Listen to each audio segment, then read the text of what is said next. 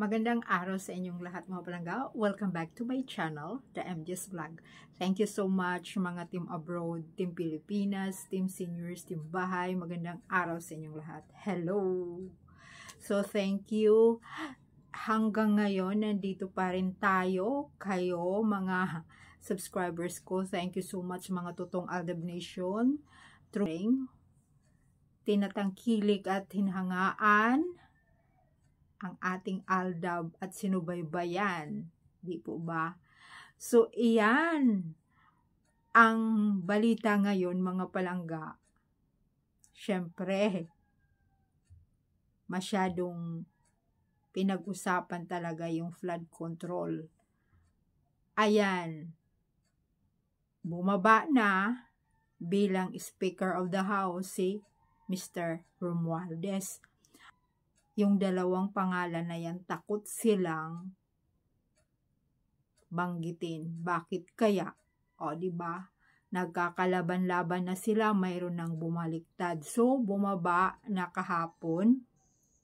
Dahil pinakita sa social media, lahat pinakita, bumaba na siya bilang Speaker of the House. Ngayon, pinalitan din naman ng kaalyado niya. So, nagbubutuhan na po sila. Ay, nakita ko doon si Kong. Talagang tiningnan kong maigi. Baka nandoon yung kanyang wifey. Ay, nako. Sa bagay nga, hindi naman bibit-bitin doon sa kongreso yung mga wifey, yung ano lang, yung may mga events lang sila na malalaki, diba? Pero hindi pa talaga simulat nakaupo yan bilang kung wala naman siyang dinala doon na kahit nung una na girlfriend pa sila, mag-girlfriend, boyfriend, hindi naman dinala. Di po ba? So, pinangaralan na siya bilang congressman, hindi pa rin yung ina lang niya ang katabi. So, ito pangalawang term niya na wala pa rin EI kasi nga ang dami nang nagrereklamo na nasaan na nga dahil nga nagkaroon na nga ng AI na kasalan, wala pa rin si M. So, tiningnan ko kanina sa kongreso, wala namang M doon. Diba? Puro lang yan AI, Sarsuela. Yun talaga. Lalo na ngayon, sila pa rin kasi hanggang masaya pa yan sila hanggang nandyan pa yung pinuno nila. So, kahit natanggal yan Romualdez, nandyan pa rin naman yung pinakapinuno nila. Diba?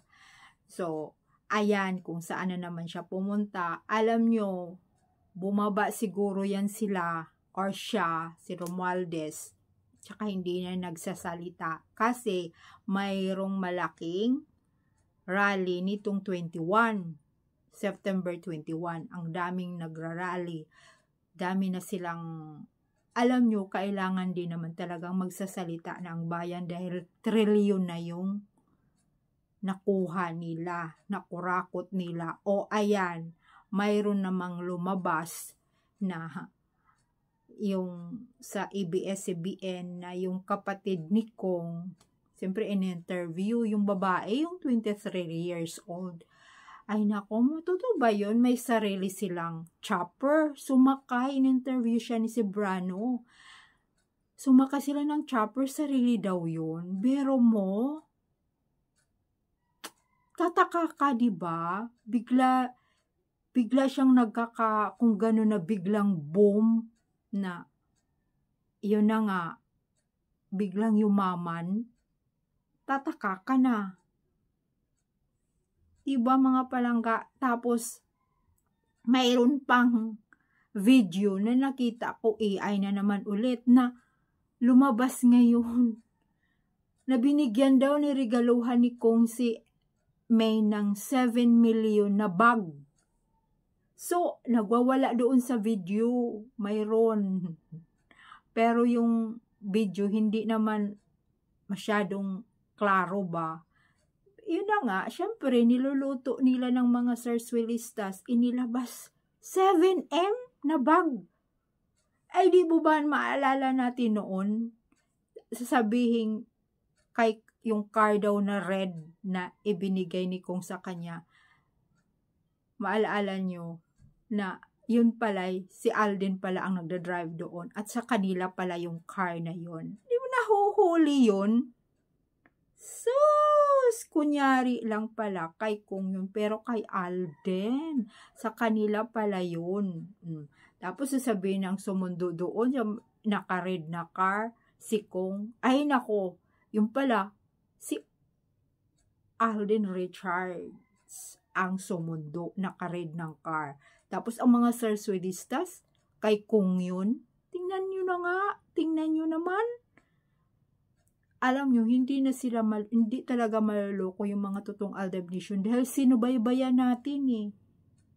Yun lang yung hindi nakakasubaybay. Yun lang ang alam nila, yung mga lumabas na mga pictures na kinikwenta na ng mga tao na pumupunta ng ibang bansa, halos every week o every month nagtutour. Ay sus, tapos isinama si M. Maraming mga pictures. AI lahat.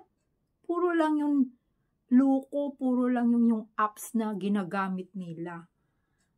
Diba mga palangga? So ayan, lumabas 7M, nagbigay ng bag, regalo, galing daw kay Kong. Ay. Diba? Puro AI ang inilabas. Tapos sabi niya kawawa si M dahil yung napangasawa niya makurakot. Mayroon din nagsasabi kasalanan daw dahil yan ang pinili niya. Ay nako.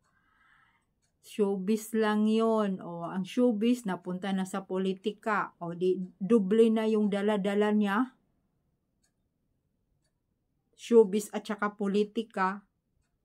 Alam mo, malakas nga talaga ang Sarswedistas dahil sa kanila kapanahunan nila. Alam nyo sa politika, pag ikaw ang nakaupo, tapos yung aliado mo, yun talaga ang umupo. Ay nako, hindi ka talaga matatanggal-tanggal hanggang hindi pa matapos yung termino yung pinuno. Diba? Ganun sa Pilipinas. Na hindi talaga matanggal hanggang yung mastermind nyo ay nakaupo pa. Kasi ganun. Sa probinsya nga, yung mayor ang nakaupo. Siyempre, yung mga kapitan, kung pareho sila, kahit na nung ginawa ng kapitan, still hindi pa rin mapababa. Sa probinsya na nga yun, how much more dito sa dito sa Manila. Napakalakas talaga, diba? Ang mali ay gawing tama nila. Kagulo pa rin hanggang ngayon sa Senado. Hanggang kailan, tapos tatakpan na naman nila. Hindi na, kasi sabi pa nga ni, kasi nga dumadaan sa aking FYPC, si Katunying. Ay nako, sabi niya magpasalamat din daw siya kay BBM dahil lumabas yung mga ganyan na mga kurakot at yan ang napangalanan. Nako, hindi naman yun mapangalanan kung hindi talaga ang mga taong bayan terrible na, nagwawala na. Ang dami na talagang trilyon na yun tapos walang nagawa, walang ginawa. Diba? Matatapos na itong year, so 2 years na lang. Ano pa nga ba? Diba? Kahit isang walang naipatayo, matatapos na yung termino niya. So ngayon, pagdasal na lang natin kung mayroong mapaparusahan. Kaya talaga mga palangga, yung iba talaga, sinubaybayan talaga nila ni Kong kasi lalo na daw yung mga fans ni M. Sinubaybayan kung katotohanan at nabigla daw na nangungurakot na ilang milyon. Noli de Castro, kilala din pala niya yung noon pa kasi, diba?